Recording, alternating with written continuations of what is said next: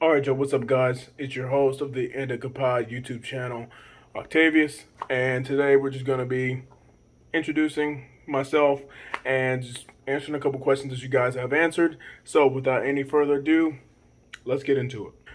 All right, guys, so for those of you who do not know, my name is Octavius. I am from Dallas. I'm 21 years old, and kind of what got me into manga was, as a kid, just like a lot of other people, started watching anime. My favorite anime from when I was a kid was Beyblade and Pokemon. So from there, I just started, watching it, and then I started getting into reading manga. And the first, manga that I ever read was called The Witch and Wizard, which I think is by James Patterson. And so that really got me into reading manga, and then from there it kind of just built. And as you guys might know, some of you do, a lot of the characters that I do have in my manga are characters that I created back in 2013, and this is actually the story that I started writing in 2013, and I just kind of took it over from there. So let's go ahead and start getting into some questions.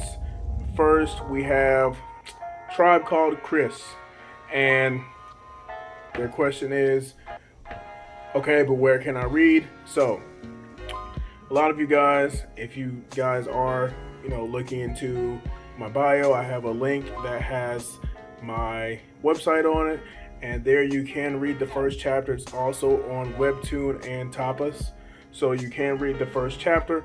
I am still in the works for the first full volume, and when that does come out, I will be letting you guys know when that does, get put out there, so I can get that out to you guys. It will cost for hard copy, I'm thinking of maybe around 15 bucks, 10, 15 bucks. For just a digital copy, it'll be a little less than that. But the first copy is available on my website. Link will be down below, and also on Webtoon and Topless. So next we have Don Jerobi, and he says, yo, you got an IG or some? I'd love to see more of your work. So yes, I do have an Instagram. You can follow my personal Instagram or my Call of the Curse Instagram, which will both be in the link down below.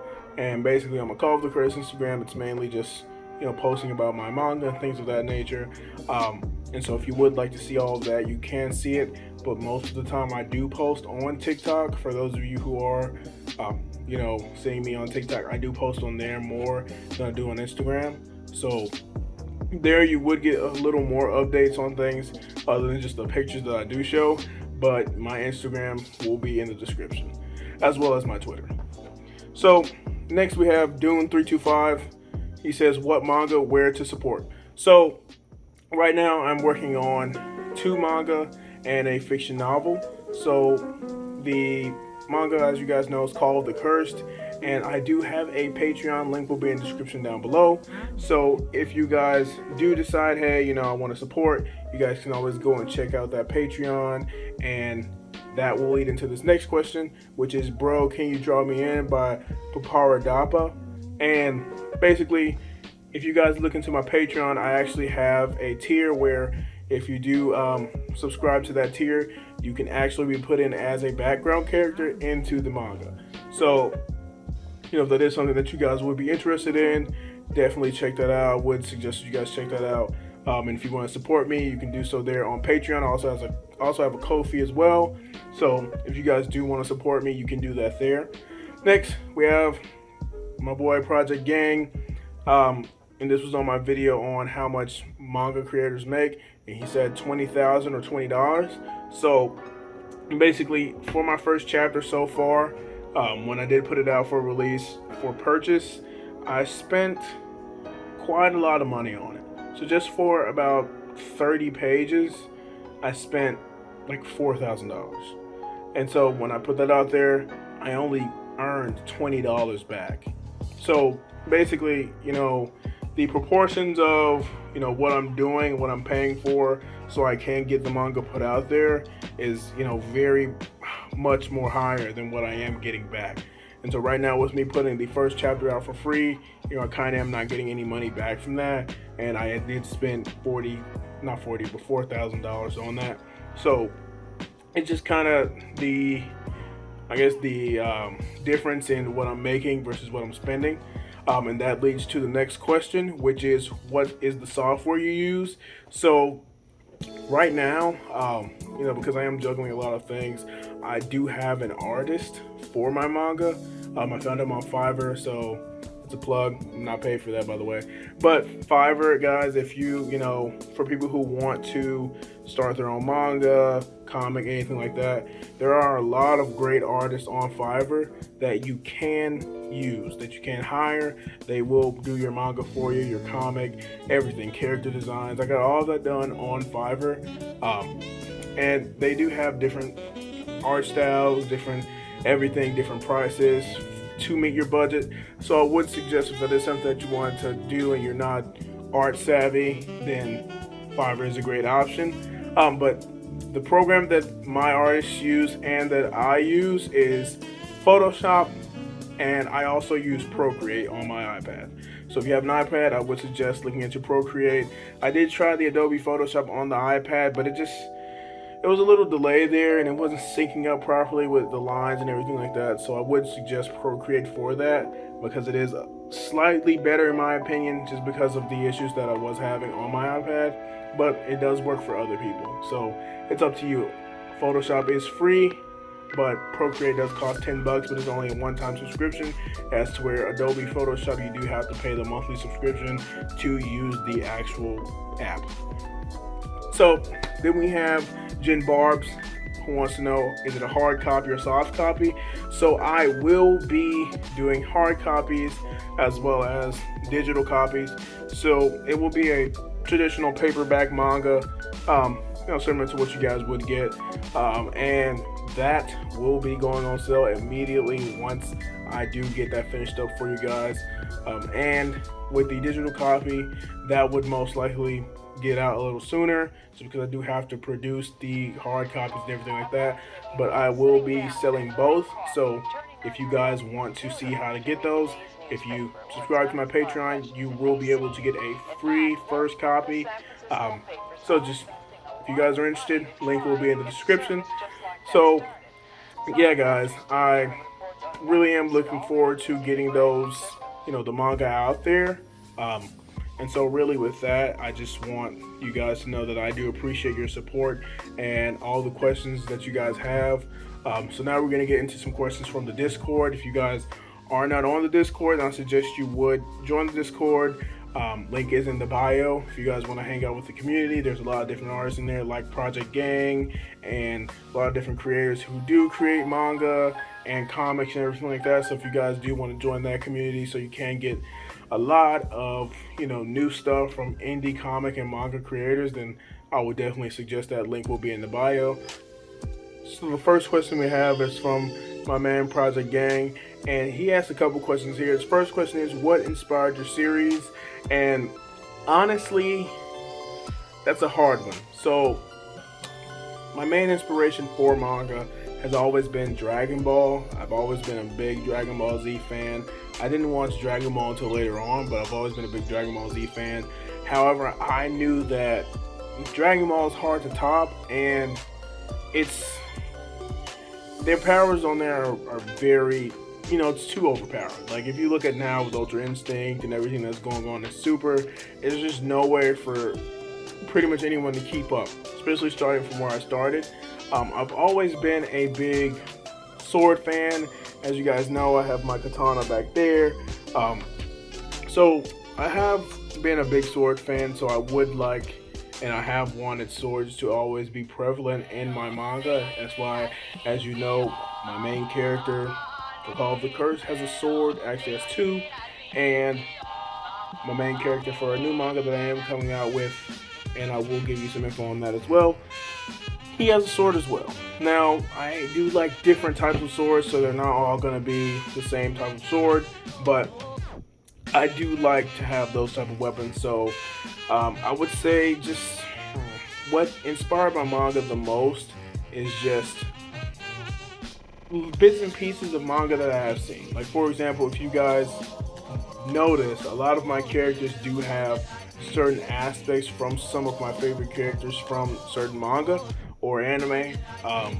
And I kind of added some of those aspects to my manga because those are what kind of got me into liking anime and manga. So I kind of wanted to pay homage to those other anime characters or manga characters by incorporating some of their, the things that I loved about them into my characters as well.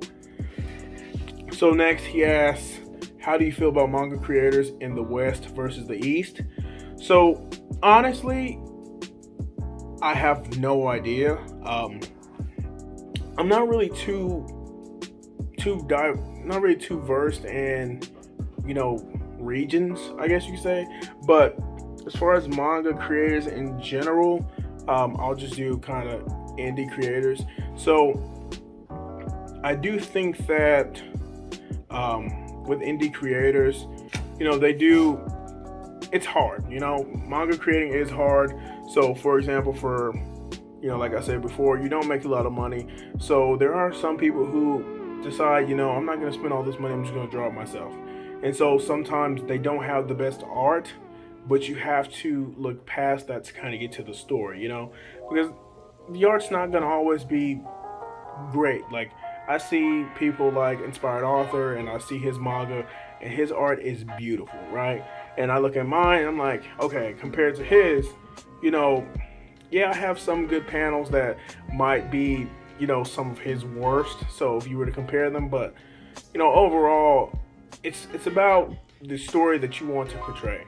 And so when I think about that, I think that maybe it's not necessarily about your art as long as your story has substance.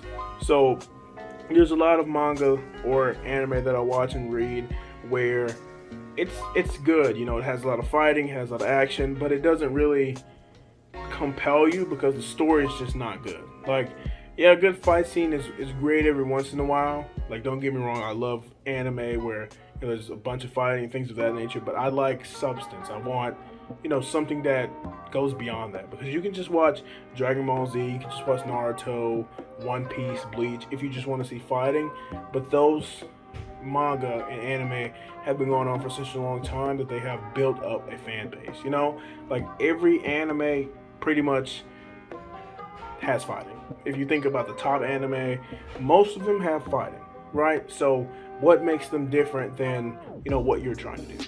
And that's kind of where I am on just manga creators. Now, as far as like different countries, I do feel like there is a cultural difference. So for example, like in Japan, a lot of anime does have some type of, I wouldn't say perverted, but like sexual scenes and things like that is comedic, in my opinion. I think it's very funny, but some people are kind of, I guess, offended by that because in Japan things are different, their culture is different. And so here in America where I am, a lot of people think that think differently of it or see it a different way, but you just have to take it at face value, in my opinion. So although there might be a cultural difference, that doesn't mean that you can't enjoy it for what it is. Like, it's not like it's just anime. It's not like, it's actually happening in real life. I just think that some people are just too sensitive. So next he asks, who's your favorite character in your series? Now, there's two. So my favorite character as far as design, it's got to be, I would say, Etsuyomi. So if you guys don't know, Etsuyomi is the staff user, and he's my favorite just because his design is the one that I feel is very simple, yet it just fits him, perfectly, in my opinion. Now, I love all of my characters, obviously, but just in design, Etsuyomi has got to be it. I like the way that he's built, I like his hair, I like everything about him. Now, abilities and just personality, I have to go with Dragonite. That's his nickname, Dragonite. But I have to go with him just because he's just a cool dude. He wears a suit, he wears a hat, He's very business oriented. He doesn't talk much. He's very matter of fact, very serious. And you guys haven't seen him fight yet, but when you do, you guys will see what I'm talking about. This dude is amazing. Now, he has dark matter manipulation. I got into that a little bit in the previous video when I went over the character breakdown. If you haven't seen that, go check that out. But his powers is amazing just because of how flexible they are and how much he can adapt with it. And I just think that is, what makes him a great character. Doji as well, he's right beneath that, but my top three is Itsuyomi, Dragunov, and Doji. So, next he asks, how do you feel about the comic versus manga controversy? Now, the video that kind of got viral for me was the one where I said you can't make manga because you're not in Japan, and people were like, it's not manga because you're in America, everything like that. So honestly, I just think it's a preference thing. Obviously, American comics have a different style than traditional Japanese manga, and that's where I always called it manga if it was following that Japanese style rather than an American comic style.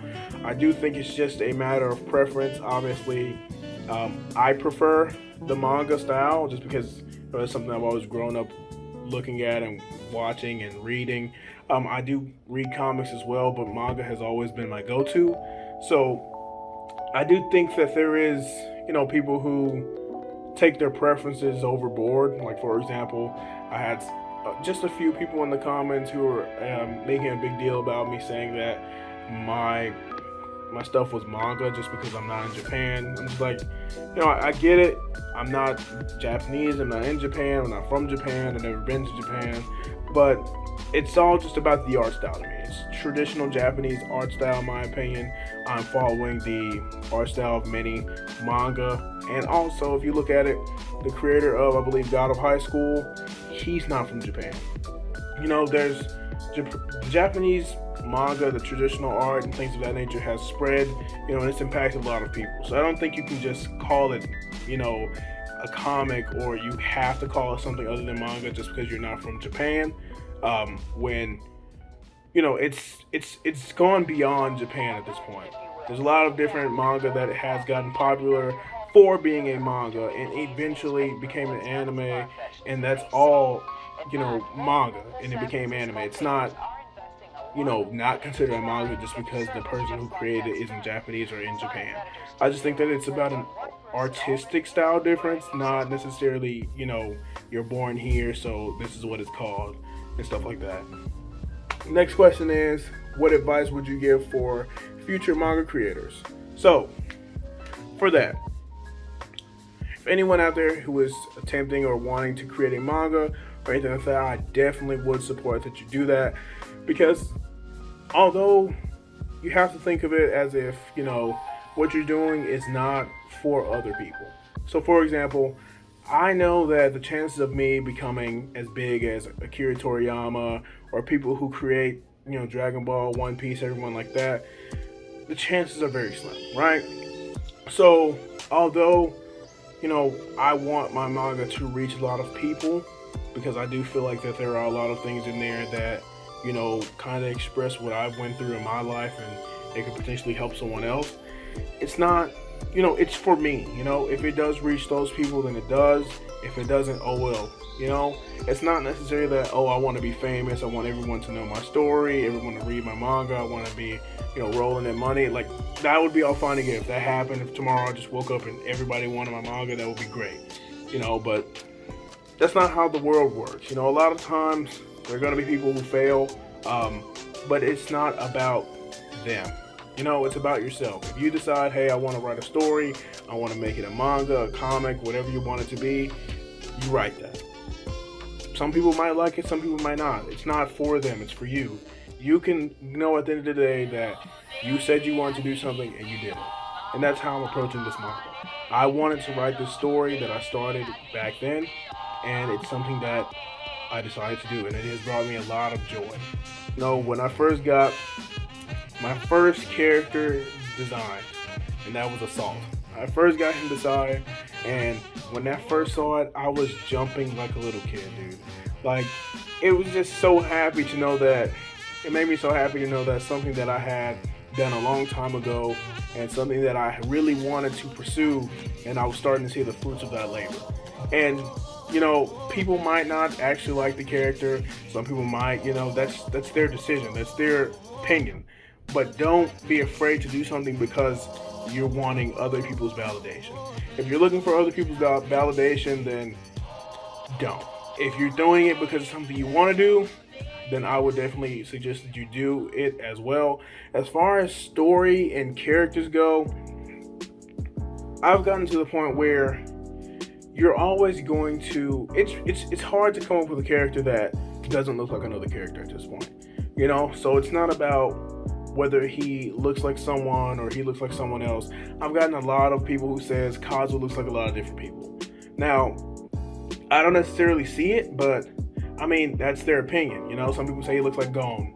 I mean, I guess kinda. Some people say he looks like characters from Final Fantasy and stuff like that. I mean, yeah, that's fine. Those are things that I don't necessarily see it, or I don't even know what those characters are, but it's kind of hard to come up with something, I guess, quote unquote original.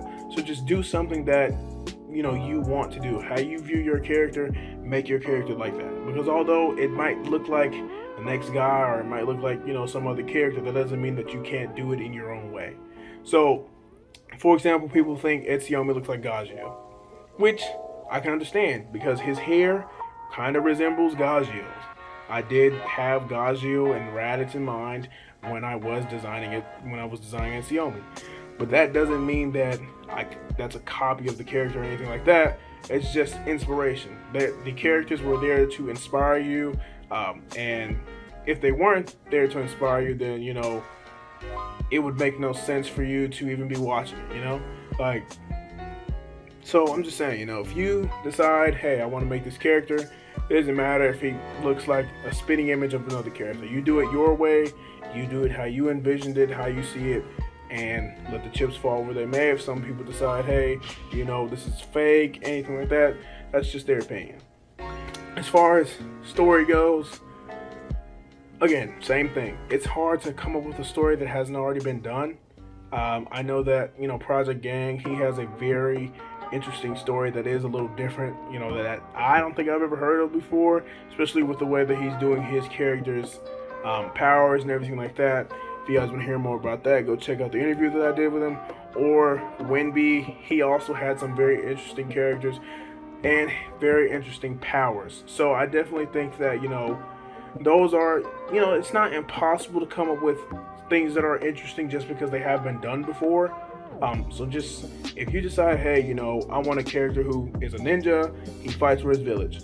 Everyone knows Naruto is a ninja who fights for his village. That doesn't mean you can't do that. Do it in your way, do it how you see it, how you want it. So what people might think, oh, well, you copy this or you copy that. But again, that's their opinion. You have your own opinion. So just do it if you want to do it. If you want to be a manga creator, if you want to go and write your own story, do it. There's been plenty of people who've reached out to me who, are asking me what I think about their stories and can I help them get their stuff out there. And at the end of the day, you do that. You go and you pursue your dreams so no one can tell you, what you should have done, what you could have done. No one can have rights to yourself. No one can own your property. You don't have to go and reach out to anyone else. And then a lot of things that I do try to tell manga creators and artists, get copyrighted. Get your stuff copyrighted. So that way, what you put out there, everything like that will be protected. Because you don't want to wake up one morning and someone somehow got your script, stole it, published it themselves, and next thing you know, it's their property. So definitely get your stuff copyrighted, everything. I have all of my stuff copyrighted, so that way if anything happens, I know, hey, I copyrighted this is mine, they're stealing it, and I can pursue legal action, and it's legally mine. So definitely do what's in your heart, get your stuff copyrighted, and do it for yourself and not for other people's validation. Last question he has is, any series from other creators have you read or looked forward to? I talked about Project Gang. I'm definitely looking forward to that. I know that He's also in the Discord. I know that he is working on that as we speak, and he's trying to get something out, by the end of the year. I am definitely looking forward to that. I am definitely looking forward to Grey Wire by Wenby. I think that is going to be awesome. I cannot wait to see that, especially my girl Silvar. I know he put some art out with her fighting another character. I definitely think that was great. Also, some anime that I am looking forward to. I know that Dragon Ball Super is coming out with a movie. I'm definitely ready to see that, kind of see what's going on there. I know it's quite early. Also, there are the big spoilers about Vegeta's new form. I know that manga chapter just came out. I am ready to see what that is like. Also, the My Hero movie that's coming out, I believe it's called World Mission, something like that. I am definitely ready for that. Also, we have some creators on TikTok that I've been seeing. It's just a lot of people that come out with a lot of amazing things I am ready to see, but I think Project Gang and Wenby's manga and comic, those are the top two right now that I am ready to see, just because I have got to interview them. I know what it's about, and I know what I am going to see. If you guys haven't seen those, check those out. It is definitely something that you don't want to miss. But yeah, those are some things that I am looking forward to. I definitely think that it is going to be something interesting that you guys would enjoy. Now, time to get into my second manga that you guys have not heard of. So I am working on an isekai, and that's called The Lost Ark. Now, I'm not going to get into everything that it's about, but just to drop a little hint here, it will have animal companions. Now, it's not going to be a role-playing type game like Pokemon or Yu-Gi-Oh or anything like that. This is going to be actual fighting, combat, very gruesome. You're going to see a lot. So if you guys have seen things like Overlord or Rising of the Shield Hero, it's going to be like that, but it's going to be times 10. So I definitely think this is something that you guys are going to be interested in. I have posted a few characters on my Instagram, on my Facebook chats that I am in. I have posted a few in the Discord. So guys, definitely, if you guys are interested in isekais, or if you guys want to hear more about it, drop a comment, drop a like, and I will definitely give you some more info. I am working on getting that out as well. We have started pages, and so right now we are just waiting on the book to kind of start developing, and I will release that first chapter as well, or at least a little snippet for you guys for free, just so you guys can kind of see what we are working on and what you guys are waiting on, to kind of get you guys hyped for that. So just a little rundown on that. The main character's name is Sorano. Don't steal that, I will sue you. But the main character's name is Sorano, and this is kind of about not only his life, but just the journey that the game will take him in. If you guys don't know about, biblical stuff, the Ark, I kind of have that based off of the Ark of the Covenant. Basically, if you guys haven't heard anything about that, but basically the Ark of the Covenant, if you weren't supposed to touch it and you touched it, you died. So it didn't matter what was going on. You touched it, you weren't supposed to, you just dropped it. So that's kind of where I'm going with that. As you guys can tell, the Lost Ark is a game. So it's a game within the actual manga that is based off a brand new console. It's kind of just like virtual reality, but your entire brain is attached. So for example, it's like everything that you think and do with your body is done in the game. So therefore, there can be effects that happens in the game in the outside world. That's all I'm going to give you on that. Kind of think on that, you guys can kind of understand where I'm going with that. But basically, it is something that I am working on. It is in the works, along with called The Cursed.